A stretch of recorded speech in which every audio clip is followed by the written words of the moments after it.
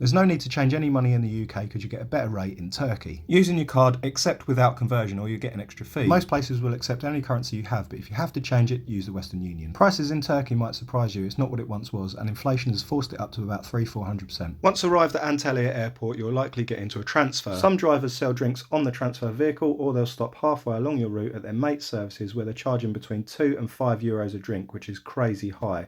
Don't buy them there. Only buy drinks if you see places like this where they have the prices listed. Everywhere you go, you'll find animals. There's camel rides, horse rides, and cats and dogs everywhere. These animals are really well looked after. You'll find them in your hotel and even in McDonald's. McDonald's in Turkey is a little bit different in that it's got an outside ice cream vendor which turns into a party at night. Prices are the same as in the UK, maybe a little bit more. We did notice how the sizes were a lot bigger. You can get a double Big Mac and even the American super sizes. They are huge. And they still have plastic straws. For the old school Turkey experience, you'll need to visit the bazaars in the big city of Manavgat. This is where you can actually get some competitive prices, barter and find anything from clothes, spices and even Viagra tea. Back in Cedar, if you want to go down to the old town and visit the ruins, I'd recommend getting the land train. Take a fan and take drinks with you because it is crazy expensive when you get the other side. If you're travelling with children or with a buggy, then the land train is a must because it is a treacherous walk.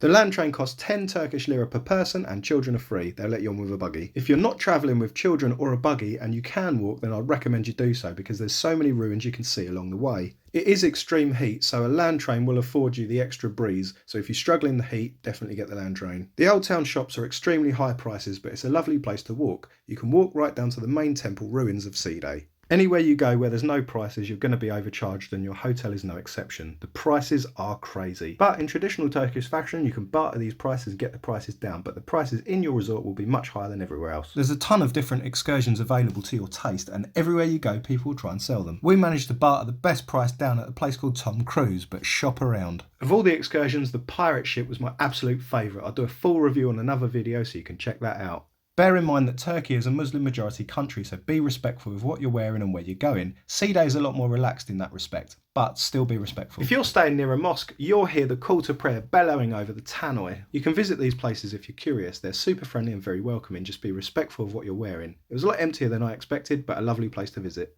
Leaving your hotel and preparing for your trip home is super important. Make sure you stock up on a ton of food and drinks because the prices at the airport is crazy. Burger King, for example, you'll be hard pressed to get change for 15 quid per person, and yes, that's 20 euros you're seeing for a burger meal. Subway is a little less expensive, but still crazy prices in comparison to the UK, paying about £10 for your footlong. Getting from the food court to the aeroplane was pretty crazy, going through 3 separate check-ins, so make sure you're well hydrated.